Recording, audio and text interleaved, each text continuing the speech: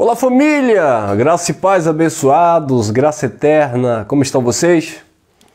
Vamos crescer na graça e no conhecimento do Pai. Eu quero deixar essa pequena reflexão para os amados sobre este tema. O Senhor conhece os que são seus, vasos preparados. Essa expressão vasos preparados, quando nós lemos vasos de honras, nós estamos falando naturalmente de pessoas que se esvaziaram de si mesmo, estavam cheios de Deus para transmitir a palavra de Deus. Então, quando a gente usa essas expressões, vaso de honra, vaso preparado, vaso de misericórdia, né? Nós estamos falando de seres humanos, né? De pessoas, de filhos de Deus, cheios da presença do Pai, do temor do Pai, para desenvolver algo em prol do reino de Deus. Em 2 Timóteo, capítulo 2, versículo 19, o apóstolo Paulo disse assim: Todavia o fundamento de Deus fica firme tendo este selo: o Senhor conhece os que são seus. E qualquer que profere o nome de Cristo, aparte-se de toda a iniquidade. Então, o Senhor conhece os que são seus. E qualquer um que profere o nome de Cristo, nome de Deus, qualquer um que manifesta esta fé no eterno, ele deve se afastar de toda a impureza, de toda a imundícia, de toda a malícia, de toda a iniquidade. Então, abençoados, a primeira coisa que nós devemos analisar aqui é que ser de Deus, ser filho de Deus é uma coisa. Existem muitos filhos de Deus que não manifestam, não professam a fé. Ou seja, são pessoas que são neutras, pessoas que não expressa, que não manifesta, que não confessa, que de fato crê no eterno, que de fato conhece o Evangelho, etc. Mas isso não significa que não sejam filhos de Deus. Existem muitos filhos de Deus no mundo, por exemplo, que vão morrer e nunca vão ler um versículo bíblico.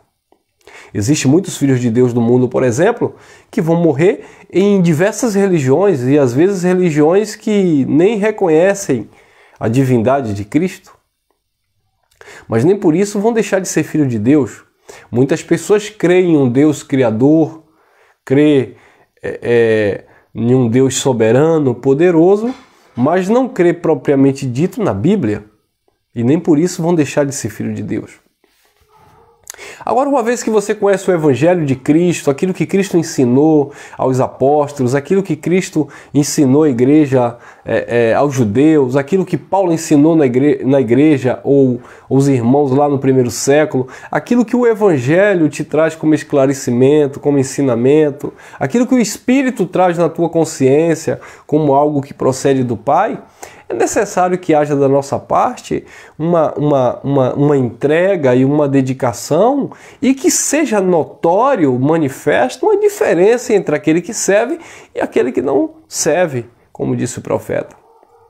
Porque, abençoados, fica muito vago essa ideia de você dizer que crê em Deus, que acredita em Deus, mas você não se manifestar ou não manifestar os frutos deste Deus, sabe? Você não manifestar paz, a prática da justiça, o amor, né? Os dons do Espírito, que é a paciência, o domínio próprio, a benignidade, a longanimidade. Quer dizer, isso tudo está no caráter do Filho de Deus que, mediante o conhecimento do Evangelho, isso vai se manifestando naturalmente, gradativamente. A gente vai continuar com as nossas lutas internas, nossos conflitos. A carne, como disse o apóstolo Paulo aos Gálatas, capítulo 5, versículo 16 em diante, a carne vai continuar lutando contra o espírito contra a carne. Ou seja, na sua consciência haverá uma vontade de fazer o bem, agradar a Deus, amar o próximo, suportar muitas vezes tantas situações adversas, mas na tua natureza humana, naturalmente, há esta batalha, esta guerra, sabe? O não levar desaforo para casa, o levou, devolveu. Como disse o apóstolo Tiago na sua carta, no capítulo 4, de onde vêm as guerras? De onde vêm as paixões, as contendas, as pelejas entre vós? Porventura não vem dos vossos membros que guerreia aí em vós? Cobiçais e nada tem, combateis e guerreais. Quer dizer, tudo isso está inserido nesta natureza humana. Mas também está inserido no nosso homem interior, está inserido também na nossa alma, na nossa mente, uma vez que conhecemos o Evangelho, que é necessário abrirmos mãos das paixões, é necessário fazer morrer essa natureza carnal, esses desejos desenfreados, para que possamos, com as nossas vidas, glorificar o Eterno por meio dos frutos do Espírito. Então, abençoados, de fato, o fundamento do Senhor fica firme tendo esse selo. O Senhor conhece os que são seus. O Senhor conhece quem é dele. Quando Jesus de Nazaré foi crucificado, havia 2 ladrões, um à sua direita, o outro à sua esquerda. O Senhor conhecia quem era dele? Sim, mesmo sendo ladrão. Então observe que o Senhor não conheceu porque o que estava do lado dele era uma pessoa do bem, era uma pessoa honesta, era uma pessoa... Não. Os 2 eram ladrões. Os 2 estavam ali porque os seus feitos mereciam aquele juízo, aquele julgamento. Mas o Senhor conhece os que são seus. Então, quando aquele ladrão da cruz, ele disse assim, nós estamos aqui porque os nossos feitos, falando com seu colega de profissão, os nossos feitos nos trouxeram aqui. Mas esse homem nada fez, ele não merece estar aqui. Aí ele olha para Jesus e diz, lembra-te de mim quando entrar no teu reino. E Jesus disse, te digo hoje, estarás comigo no paraíso. Então, observe que aquele homem que estava ao lado direito de Jesus... Como assim, irmão? O lado direito? Não tem como você dizer que quem falou isso foi quem estava do lado direito. Claro que tem, irmão. Jesus falou que no reino dele as ovelhas estariam à sua direita e os bodes à sua esquerda. Então, nós entendemos que se Jesus usou aquilo como uma figura de linguagem apontando para a posição de seus filhos, claro que não é uma posição literalmente geográfica, quem está do lado direito, quem está do lado esquerdo, porque aí também muitos filhos de Deus vão entrar em confusão. Ei, irmão, então dependendo das circunstâncias, se eu estiver do lado direito, eu sou filho de Deus. Se eu estiver do lado esquerdo, eu não sou filho de Deus? Não existe isso. Então aquilo é uma força de expressão, é um conceito, né, de que Deus sabia a posição dos filhos. Então nós entendemos que já que era um conceito e já que era uma força de expressão, quem estava à direita ali foi aquele que reconheceu Cristo, reconheceu que era falho, reconheceu que os seus feitos havia levado para aquela cruz. Então aquele que estava do lado direito, ele disse, lembra-te de mim quando entrar no paraíso. Então o Senhor conhece os que são seus. Então, mesmo aquele homem sendo um ladrão, mesmo aquele homem tendo morrido ali sem ter aceitado Jesus, sem ter se batizado, sem ter dado dízimo no templo, sem ter orado, sem ter jejuado, sem ter se consagrado, ele era um filho de Deus, porque o Senhor conhece os que são seus, independentemente onde quer que eles estejam. Lembra que Jesus dizia assim, eu vim para as ovelhas perdidas da casa de Israel. Estavam perdidas, mas eram ovelhas, não eram bodes. Ele sabia, ele conhecia quem eram os seus. Por isso que ele designou os apóstolos, vá, pregue às ovelhas perdidas da casa de Israel, né? Com exceção de Paulo, que ele mandou também aos demais povos, aos gentios, pagãos da época, aos gregos e outras nações, né? Mas especificamente os 12, ele disse, vá às ovelhas perdidas da casa de Israel. Então, estavam perdidos? Sim, mas eram ovelhas. Porque o Senhor conhece os que são seus. Então, Deus não lhe conhece, Deus não me conhece porque eu faço bem. Deus não te conhece porque você hoje conhece a graça. Deus não te conhece porque você faz parte de uma instituição religiosa. Deus sempre te conheceu antes da fundação do mundo. Como ele disse a Jeremias, no ventre da tua mãe te chamei, te consagrei, te separei. Como o próprio Paulo confessou em Gálatas capítulo 1, versículo 15 e 16, que aprove a Deus que desde o ventre o chamasse pela sua graça para revelar o seu Filho. Então, Deus sempre nos conheceu, como disse o próprio Davi no Salmo 139, lá nos versículos 14 ao 16, ainda informe, no ventre da minha mãe, o Senhor já me via, todos os meus dias foram estabelecidos. Então, de fato, o Senhor conhece os seus. E Davi errou, Davi adulterou, Davi consentiu na morte do soldado Urias, ou mandou matar Urias, né? A verdade é essa. Então, mesmo assim, o Senhor conhece os que são seus. Mas aí vem uma segunda colocação. Todavia, o fundamento de Deus permanece firme, tendo este selo, o Senhor conhece os que são seus, vírgula. Aí vem a colocação. E qualquer que profere o nome de Cristo, aparte-se da iniquidade. Que Deus te conhece, nós sabemos. Que Deus nos conhece, nós sabemos, porque o Senhor conhece todas as coisas. Só o Senhor sabe quem é filho, quem tem o DNA eterno, né? Porque Deus criou todas as coisas. Então só Ele sabe quem é da salvação e quem é da perdição. Só Deus sabe. O Filho de Deus não carrega um nome na testa, eu sou filho de Deus, e outro assim, eu não sou filho de Deus. Não existe isso. Então Deus conhece os que são seus, independentemente do que eles pratiquem na vida. Porque não é por obras meritórias que faz com que você se torne filho. Você é filho porque você nasceu da vontade do Pai. João, capítulo 1, versículo 13, diz: os quais não nasceram da vontade do homem, nem da vontade do sangue, nem da vontade da carne, mas nasceram da vontade de Deus. Romanos 9, 8 diz que os filhos de Deus não são aqueles que nasceram da carne, mas aqueles que nasceram da promessa. Então, de fato, o Senhor conhece os que são seus. Agora, aquele que profere o nome do Senhor, aquele que conheceu a palavra, aquele que conheceu o Evangelho, ele tem por obrigação ou dever agora se apartar de toda iniquidade, de todo engano, de toda malícia, porque o Evangelho ele é transformador na vida dos seus. O Evangelho ele vai confrontar a nossa natureza para que de fato o homem interior se manifeste dando frutos de uma vida que foi verdadeiramente transformada pelo poder de Deus. Amém, abençoados? Então vocês estão entendendo? Quem te tornou filho de Deus não foi os teus feitos, foi a vontade do Pai que é soberana. Agora, como filho de Deus que conhece o Evangelho, que profere o nome do Senhor, deve apartar-se de toda iniquidade. Então,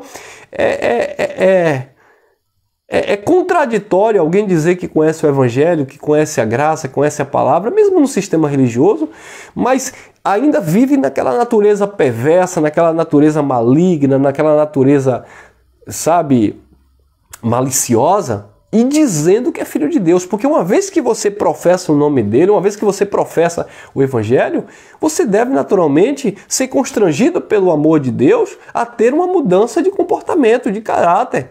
Porque o Evangelho é transformador. Tito, capítulo 2, versículo 11 e 12, Paulo disse: a graça de Deus se manifestou, olha, ela se manifesta trazendo salvação ali na mente, a todos os homens, ensinando-nos a renunciar às paixões e às concupiscências mundanas do presente século. Ou seja, a palavra de Deus ela é transformadora, ela atua na nossa mente como uma água que lava. O Espírito ele vem regenerar, sabe, restaurar, mudar o comportamento da vida de alguém que andava de qualquer forma. Não para que você seja melhor do que os outros, mas para que você seja melhor do que você foi ontem.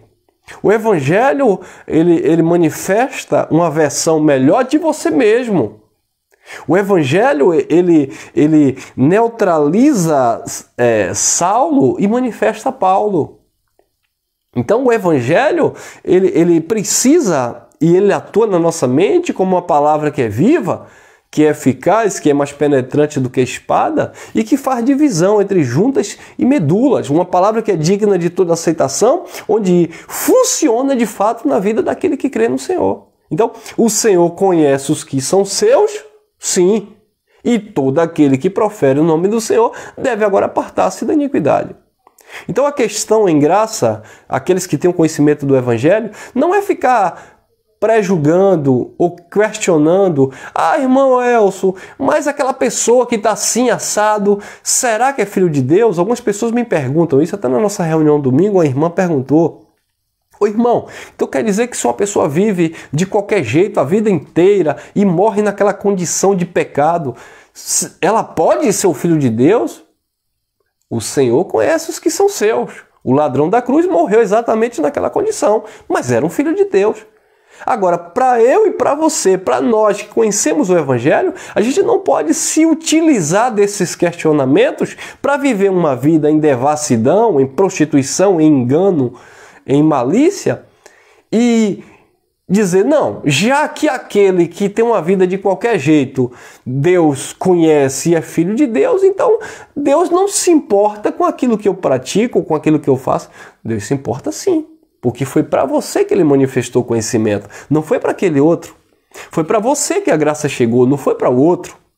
Foi para você que o véu foi tirado, foi em você que os olhos foram iluminados, não foi para o outro. Foi em você que houve a libertação de um sistema religioso corrupto. Foi na sua vida, foi na sua mente que houve uma limpeza, uma restauração. Não foi no outro. Então, somos nós que temos que assumir as nossas responsabilidades mediante o conhecimento do Evangelho da graça de Deus e não ficar questionando o que é que Deus está fazendo com aquele outro, com aquela pessoa, com aquilo. Foi isso que Pedro, questionou quando Jesus disse lá em João capítulo 21, Pedro, tu me ama? Ele disse sim. Aí Jesus disse: apacenta as minhas ovelhas. Segunda vez: Pedro, tu me ama? Pedro, sim. Apacenta o rebanho. Terceira vez: Pedro, tu me ama? Pedro, sim, Senhor. Tu sabe que eu te amo. E aí Jesus disse: apacenta as minhas ovelhas. E aí depois Pedro se incomodou porque Jesus estava dizendo: apacenta, apacenta, cuida, cuida, faça, faça. Ou seja, Jesus estava cobrando de Pedro um posicionamento. Jesus estava dando a Pedro uma vocação, uma comissão. Jesus estava chamando para Pedro para um posicionamento, para uma atitude, para uma responsabilidade. Mas Pedro começou a se incomodar e Pedro disse: e aquele outro? Falando de João, porque Pedro viu que vinha um seguindo também. Aí Pedro disse: e dele? Já que o Senhor está cobrando só de mim, já que o Senhor está falando só comigo, e por que o Senhor não fala com ele? Aí Jesus disse: se eu quero que ele fique até que eu volte, o que te importa? Vá tu, faça o que eu mando. Então o Evangelho da Graça, meus amados, foi para você que recebeu.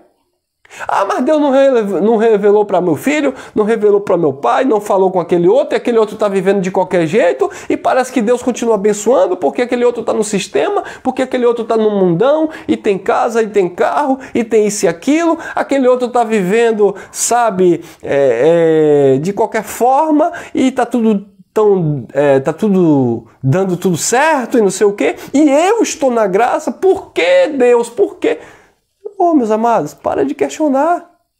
Você que tem que viver o relacionamento com Deus. Aquele que professa o nome do Senhor, aparte-se de toda iniquidade. É você e Deus. É um chamado pessoal. É algo que você constrói com Deus, no seu relacionamento com Deus. Pare de ser, desculpa a expressão aqui bem conhecida, o Maria vai com as outras. Entenda que o teu maior influenciador é Cristo, não é o teu irmão, não é o teu patrão, não é o político, não é o governo, não, é Cristo, é o Senhor, é o Espírito. Aquele que te conduz, aquele que te transforma, aquele que te alimenta, aquele que te sustenta, aquele que te dá graça, aquele que te dá saúde, aquele que te dá força, aquele que te dá força quando você está fraco, aquele que te dá ânimo mesmo quando você está ali triste, desanimado, chorando. É Ele, é Deus. É com você que Deus ministra, é comigo que Deus fala. Deixa o outro. Cada um vai ter sua experiência com o Pai. O Senhor conhece os que são seus. Agora, professou o nome do Senhor? Conheceu a palavra da graça? Viva o poder de Deus. Versículo 20. Ora, em uma grande casa, não somente há vaso de ouro, como de prata, mas também de pau e de barro, uns para a honra e outros para a desonra. 21. De sorte que se alguém se purificar destas coisas, será vaso de honra santificado e idôneo, né? Preparado para uso do Senhor e preparado para toda boa obra. Versículo 22. Foge também dos desejos da mocidade, segue a justiça, a fé, o amor, a paz, com os que, com o coração, mente pura, invoca ao Senhor. Então, observe que Paulo ainda faz essa analogia em uma grande casa, a diversidades de vasos, né? Vaso de ouro, vaso de prata, mas também tem vaso de pau e vaso de barro. Uns para honra e outros para desonras. Então aquele que é de Cristo, aquele que conheceu o Evangelho, deve purificar-se a si mesmo dessas mazelas, dessas coisas carnais, dessas paixões, para que seja um instrumento para o uso de Deus. Então, a questão não é se aquele é de Deus, se aquele deixa de ser de Deus. Ah, irmão Elcio, então você quer dizer que um homossexual, por exemplo, um gay, ele pode ser um filho de Deus? Sim, claro que é. Por que não? Ah, então aquele que muitas vezes está lá no erro, roubando, se prostituindo, bebendo, ele pode ser um filho de Deus? Sim, porque filho não é a carne, filho é o Espírito. Eu não estou dizendo que todos são filhos de Deus. Porque existe os filhos da salvação e também os filhos da perdição. Agora, eu não posso ficar fundamentando a minha vida, baseando a minha vida naquilo que o outro faz, mas sim naquilo que o Espírito me conduz a fazer. Se a pessoa é dona da sua própria vida, ela vai fazer o que ela quiser na vida dela. Agora, eu sou conduzido pela palavra e a palavra vai me incentivar, me levar e me transformar a ter uma vida diferente, independente daquilo que o outro esteja fazendo. O problema é que muitas pessoas querem se ocultar ou se esconder e conhecendo a palavra, porque aquele outro não tem compromisso, aquele outro não tem responsabilidade, então eu também não vou ter responsabilidade. Não, Deus te chamou para responsabilidade. Deus revelou essa palavra maravilhosa para você pegar esta palavra e jogar debaixo da cama ou esconder. Não, abençoado. Essa palavra foi revelada para você porque Deus acredita em você. Agora você acredita nele? Você consegue, de fato, se desprender de todo o seu eu, de todo o seu ego, de todas as suas vontades, para, dentro do possível, se inclinar para ser algo, um vaso, um instrumento da parte de Deus, separado e preparado por Deus para toda boa obra? Como disse o apóstolo Paulo, aqui mesmo nessa carta, no versículo 15, ele disse assim: apresenta-te a Deus como obreiro aprovado, que maneja bem a palavra da verdade e não tem do que se envergonhar. Ou seja, como um vaso idôneo, preparado pelo Pai, cheio do conhecimento da graça de Deus, cheio do amor de Deus, mas também cheio de compromisso para com Deus, vivendo o Evangelho transformador para transformar pessoas. Amém, abençoados? Fique aqui com essa pequena reflexão. Obrigado por você estar até aqui conosco. Obrigado pelos seus comentários. Compartilhe à vontade, deixa o teu like, graça e paz, graça eterna. E vamos que vamos. O Senhor conhece os que são seus. Mas a pergunta é, você é um vaso preparado? Você está de fato se purificando nesse sentido? Não se purificando espiritualmente. Espiritualmente você está puro por Deus, mas purificando dessas paixões carnais. Porque não é porque você pratica a obra da carne que você é mais de Deus ou menos de Deus. Porque obras da carne não entram no céu. Então não é por isso que você... esse não é o critério de ser filho de Deus, se você bebe, se você fuma, se você se prostitui, não. Essa questão é se você está pronto para manifestar o amor de Deus mediante uma vida que foi transformada. Você foi influenciado pelo Espírito. Você foi transformado pelo Espírito para influenciar e também transformar vidas. Amém? Graça e paz. Graça eterna.